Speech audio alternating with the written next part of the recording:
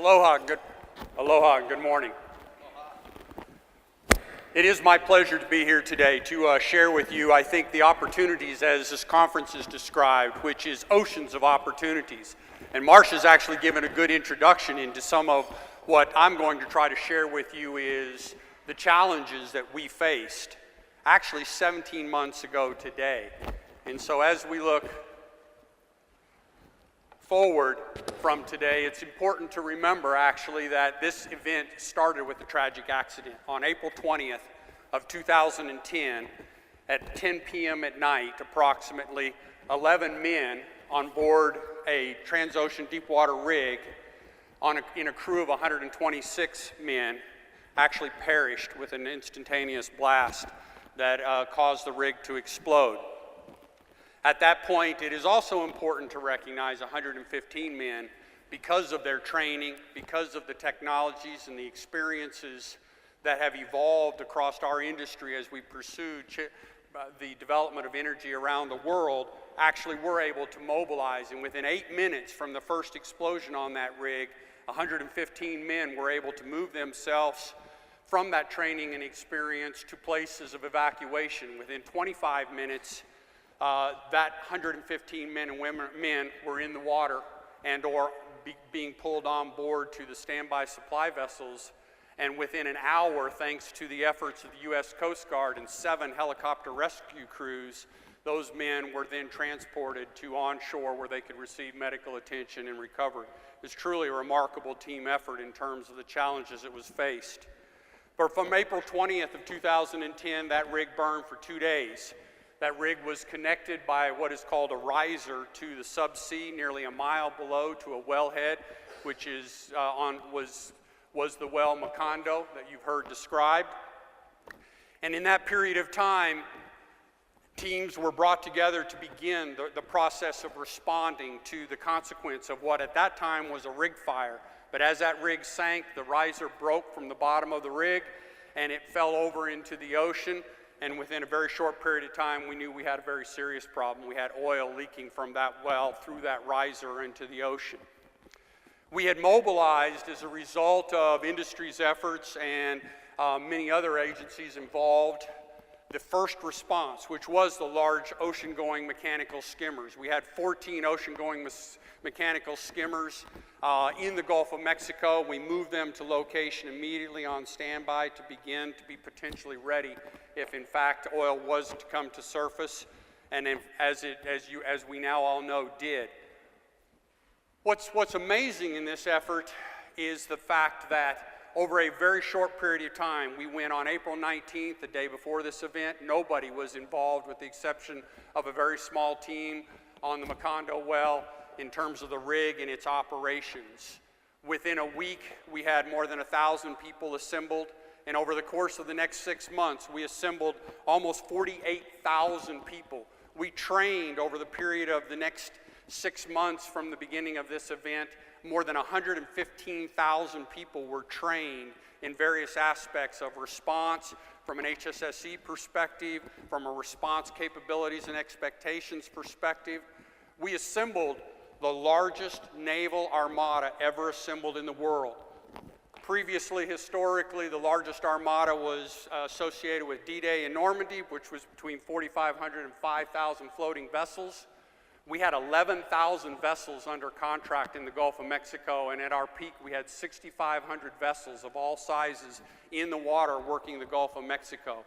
We had our own Navy. We had our own Air Force. We had 120 aircraft from literally satellites all the way through to a small single-engine aircraft that were being used as spotters, as Marcia described, so that we could understand the nature of the response and where to position equipment, people, and operations to try to be as effective as possible in our ongoing recovery efforts. During the course of this response, we actually deployed more than 13 million feet of boom, both along the near shore to shoreline protect, as well as to protect critical estuaries, to protect critical habitat areas in the coast of the Gulf of Mexico. The coastline of the Gulf of Mexico, in very simple terms, is potentially from Mexico to Florida 11,000 miles if you were to take all of the variances, particularly of Louisiana coastline and the complexities of its marsh and wetlands that were at risk of potentially being impacted by this effort, by this incident. At the end of the day, more than 4,500 miles of the Gulf of Mexico coastline became an area of focus. And as the event unfolded, about 1,100 miles was impacted by sheen. About 400 miles of that 11,000 miles of coastline were impacted sufficiently with oil that required mechanical cleaning. And that's where we sit today, is we've completed 98% of that mechanical cleaning of our coast and marsh and wetlands in the Gulf of Mexico, but work continues. One of the unprecedented aspects of this tragic event was the transparency of information and the scale of that information effort. One of the challenges that we were given was to seek the best minds around the world. And in that 48,000 people, we had 80 differing federal, state, and local agencies represented. We had representatives supporting us from 13 differing major oil and gas companies from around the world. We had multiple academia from around the world. At one point, we had 60 differing nations actually providing people as observers or support or in efforts to understand and inquire about the process of the responses that went on. But one of the other interesting challenges we faced was the request that we actually open our response to the world in terms of seeking the best ideas. And during the course of the response, during the first 9 months, we received 123,000 ideas, 80,000 of which were focused on the efforts to stop the oil from leaking from the wellhead a mile below the surface, 5,000 feet below the surface of the water, and about 43,000 were associated with, once the oil got to the surface, what could we do and how could we effectively manage that oil to recover it so that it had minimal to no impact to our environment. You can imagine, out of 123,000 ideas, we had some very unusual and very interesting. One suggestion that you might appreciate was we received a suggestion to take our 6,500 vessels and to move them around the well counterclockwise on the surface as fast as they could go. And that would create a vortex that would suck the oil back down. There were many good suggestions. We actually found that we could correlate some of our better suggestions that would come in usually post 2 a.m. in the morning after the bars had closed across the world, that we got some very entertaining moments. But in all seriousness, we also got some tremendous ideas. We had a team at its peak. We had a team of federal, state, and academic and industry scientists and engineers working 24 hours a day, 7 days a week to take those ideas and break them into 4 buckets. The first of those buckets were the unrealistic and improbable. Launching a nuclear missile into the well was probably not a suggested idea for reaching solution. We took those ideas, of course, and parked them. But the other 3 were ideas that could be implemented immediately with existing and known technologies, those ideas that could potentially be developed with modifications and pursuits from a concept to an idea over the next 30 to 45 days, and then those which were longer term that might not be applicable to this event, but could be applicable to the industry and to a global community on a long-term basis as ideas for the future. And those ideas continue to be worked. We actually implemented more than 100 ideas that came in from around the world, from a breadth and a depth of age ranges from as young as 9 years old, in which that idea was actually used in a modified form in our response efforts, to a 91-year-old's idea, which was actually used in the actual subsea capping system that was responded, at least the modifications to those ideas. So an amazing opportunity. So when we talk about oceans of opportunity, and one of the early speakers talked about the importance of collaboration, cooperation, and connectivity, this was a living example of what this world can do when faced with a problem and a challenge, and it's bringing together. More than 7,000 scientists at its peak were working, as you heard Marcia talk about her experiences in Houston, were at its peak working on just the solution to stop the well from flowing at the subsea level. We used aerospace industry, we used the automotive industry, the steel industry, every arena of potential technological solutions were explored, developed, and ultimately culminated in the successful capping of the well in July of 2010. We continue with 4 real phases of activities and challenges as a result of this event from April of 2010. The first of those is to continue to complete the response. I still have more than 1,000 people working every day and approximately 60 vessels transporting those individuals to various work sites in the Gulf of Mexico, completing that final stage of residual hydrocarbon removals from the marsh and wetlands of Louisiana and from the barrier islands of Mississippi and in portions of the Florida Panhandle area. But we are very close to being able to declare that we've completed the response phase of this. But then 3 other important aspects of this challenge going forward and impact this room and the people outside of this room and many beyond this in terms of an opportunity to bring together the best and the brightest. That is, we are undergoing and have been since May 1st of 2010, 1 week effectively after the accident, we began to mobilize the scientists from around the world that would be a part of what is called the natural resource damage assessment process, to begin to understand what were the consequences and impacts to the environmental and ecological system, to the human use and utilization aspects of the event and the tragic nature of this accident that it has created and caused as a result of that. Today there are more than 2,000 people working to understand and to complete that ongoing assessment phase of the consequential impacts of this across the Gulf of Mexico. And so as you look at the challenges that we faced during the course of this response, what I want to do is give you a sense of, so what do we do and how do we go forward as an opportunity? You know, the response to Macondo and the accident that occurred brought about it 4 very unique, immediate challenges. But those immediate challenges now become our opportunity set for the future in terms of how do we grow, develop, and learn as an industry and as a global community on how we can coexist in our efforts to continue to develop energy resources in ever deeper waters and around the world, onshore and offshore.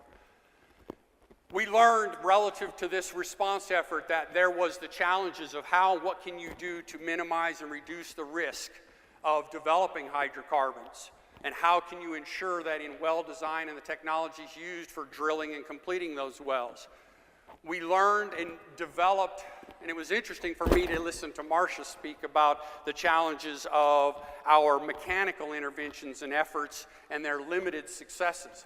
Because for the people who were involved, from the 14 original mechanical skimmers to the more than 50 ocean-going skimmers we had at the peak of this response, that was a 24/7 day challenge, and I know she recognizes that in terms of their efforts and activities.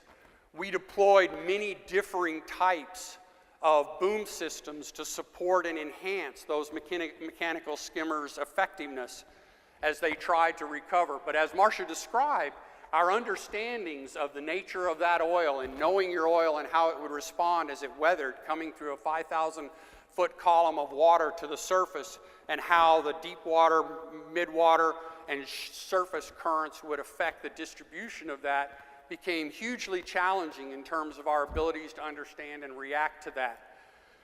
We also used mechanical skimming as our last resort because, interestingly, in one of our other aspects, 22 years ago, a gentleman by the name of Al Allen, who is recognized as the world's leading expert on the potentials for in situ burning oil on water, hydrocarbons on water, had the opportunity to test that theory with 1 successful burn in the Arctic associated with the Exxon Valdez incident. That burn was for 7 minutes, 1 successful burn. During the course of the next 20 years, he and a very small team continued to develop the scientific principles and basics behind the concept that you could actually gather oil on the surface of water and in sufficient quantities and in the right circumstances, you could actually ignite that oil, burn that, and manage that in terms of a manageable recovery process.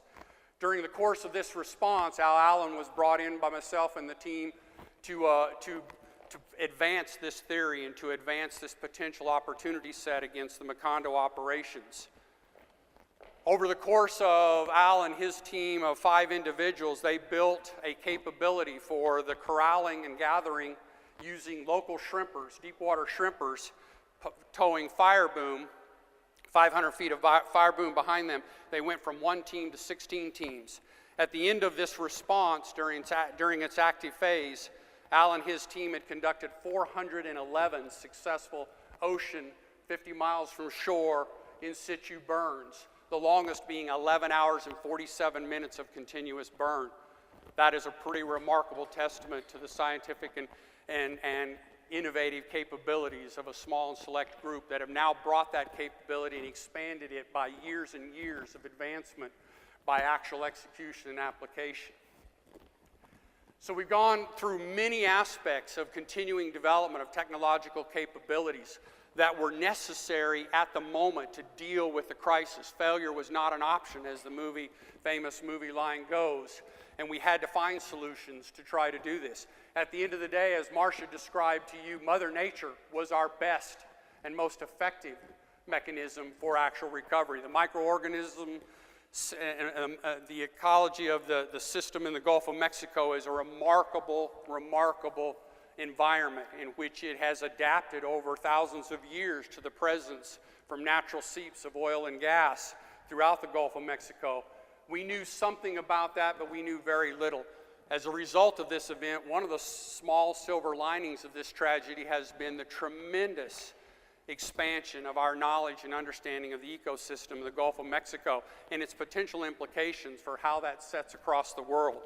But out of that immediate response and the development of many differing concepts, ideas, and technologies, we then were able to step back from that as this event progressed and try to understand, so as an industry and as a company, what do we need to learn and how can we take this tragic event and all of the efforts that came together from so many parts of the world, both in the immediacy of the response and post-response, to now understanding its long-term consequences and impact, and shape and share those lessons that as an industry we certainly need to take from this as we continue to meet the challenges of developing energy resources around the world. And that's what the center set of that box reflects, is that there is the aspects of the specifics of oil and gas development, but then in the far right-hand side, and this side over here, it is the opportunity that goes far beyond the industry and into a much broader aspect of our opportunity sets. And that really lies in the aspect of the technological opportunities for developing and deepening our systemic knowledge and understanding of our environments that we operate in, to understand and be able to demonstrate that we have the capacity organizationally to meet the challenges and to understand the nature of how to safely, effectively, and efficiently develop in those resource bases. That we actually do continue to build on the technological advancements of those 123,000 ideas and the many, many other aspects of technology that stand outside these doors that are going to give us the capabilities and competencies of knowing our environment and how to operate it effectively. And we have to be, and as this incident demonstrated to us, we have to be better prepared, both in the case of a man-made disaster, or as the next speaker, Eddie, is going to describe in terms of nature's made disasters. Crisis management is a critical skill and competency that is ultimately key to our abilities to deal when the unexpected happens. There's a few key points here, a lot of words on this slide, but a few key points that I do wanted to touch base on. And that is that one of the things that in terms of systemic knowledge that you can imagine is that for an event of this scale, 48,000 people, 6,500 vessels, 120 aircraft in the air around the clock, satellite information feeding into us, was the massive flow of information. We went from what was effectively 100 gigabytes of data flow in the first week to 45 terabytes of data for visual aspects of defining the operating plan for the Gulf of Mexico in the course of 3 months. And the scale of ITS, or the aspects of just the computing technology and horsepower, and the abilities to turn that into a visual, real-time image of what was happening at 5,000 feet all the way through to the surface and all across the Gulf of Mexico, all the way to the onshore aspects, has been an incredible advancement in the GIS platform capabilities for technologically demonstrating and enabling visualization that's being used now in many aspects of our ongoing natural resource damage assessment, so it continues. I think another key point that I wanted to stress in this, in the lower left-hand side, is that there is a wealth of physical hardware and software technologies that were either advanced, identified, developed, or have been in existence but have been underfunded and underdeveloped that have had an opportunity to be exposed. The wave glider is one of those that was used in this, that was described. One of the things that we know is that when you look at the Gulf of Mexico, as rich as that ecosystem is and as important as it is to the global oceanic community, in the past 5 years, less than $200 million of research has been done in the Gulf of Mexico. Over the course of the last 17 months, nearly $500 million, and over the course of the next 5 years, another $1 billion in research is being invested to better understand the ecosystem of the Gulf of Mexico. BP alone is investing over the course of the next 10 years another $500 million, of which now 75 differing universities and 8 differing consortiums are participating in studies in the Gulf of Mexico on a wide range of topics and areas for us to advance our longer-term understanding of that system and the consequences and impacts of this event. So when you look at the importance of each of these, it is our opportunities collectively as a scientific and technological community to take and advance the lessons that we've learned, and to do that we have to continue to do so in a collaborative fashion. One of the biggest challenges that we now face is that we've gone from 48,000 people working at its peak on this event to now down to 1,000. What has happened to that knowledge? Where did that knowledge go? And how do we ensure that that knowledge is not lost but actually leveraged? So from a BP's perspective, of course, as we move on into the future with regards to our lessons learned, it's how do we ensure that across our entire company, where we operate in 100 countries around the world, that we have effectively taken these lessons, built them into our company, and enabled us to learn and to reduce the risk of our operations. But far more important to us as a business is to us as a community. On a global basis, it is how do we ensure that we take the knowledge back into the academic arena? How do we take the young scientists of the future and leverage their learning experiences by ensuring that they have access to the phenomenal wealth of data that is being generated as a result of this tragedy, and to ensure that at an academic level, at an industry level, across all industries that are appropriate to and involved in the oceanic arena, that you and we together ensure that this was not a one-time incident, but a long-term sustaining game changer that will advance our technologies. When you look at it in simple terms, as I've been asked many, many times, and I've shared, we didn't stop in our pursuit to go to the moon when those tragic accidents occurred. We don't stop flying airplanes. We don't stop driving automobiles. What we try to do is to learn from, develop new capabilities, new technologies, new processes, and as human beings, we are fallible.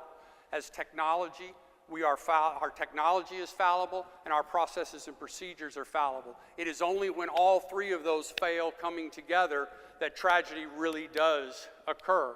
It is therefore each of our missions to ensure that we've given everything to the technological aspect of our development of solutions, to the processes and practices for how we use those technologies in the pursuit of our passions and our professions, and ultimately what we as human beings do to take from each tragedy and each learning experience, positive and negative, and take another step forward together in a manner which in many reasons and in many ways we are challenged as a global community, we are challenged as a scientific community for many reasons beyond just budget causes and concerns, that we should not and cannot allow that to be a deterrent to our abilities to progress and to move forward.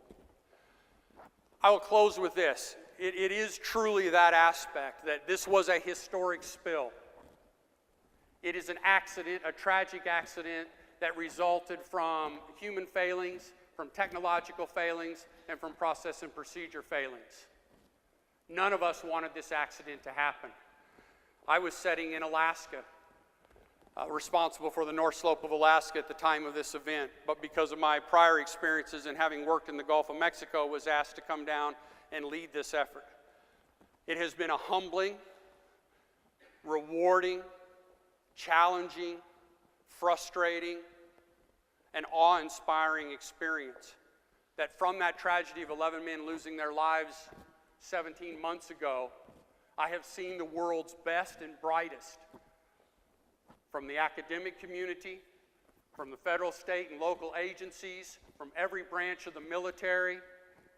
And I must give a huge shout out to our U.S. Coast Guard, somebody who I'd only worked with on a limited basis, but who have led as the federal on-scene coordinator in this effort, 44,000 strong, and I think I've met 25,000 of them at least in this response. An amazing group of men and women who we should give our undying gratitude and thanks for the jobs that they do, not just within this response, but what they do for this country. But I say that for all of our military branches, but I've certainly had the opportunity and the pleasure of getting to know the U.S. Coast Guard in a way that I just have undying admiration and respect for those men and women and what they've accomplished.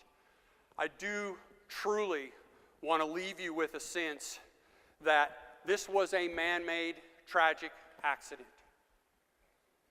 It has created an opportunity for each and every one of us in this room and beyond to take the best of those learnings and those experiences and to ensure that they aren't just Gulf of Mexico centric, that they do and have the applicability to the world that we live in, that we learn them through the lenses of the systems and practices and how we can invest to ensure that we have massive amounts of data at our disposal. But data is meaningless unless we can turn it into information that becomes knowledge. From data becomes information that begets knowledge, and it is our responsibilities to shepherd that process of gathering data, creating information, and from that information, truly generating the knowledge for the future. I thank you for letting me be with you today, and I'll look forward to the Q&A session next.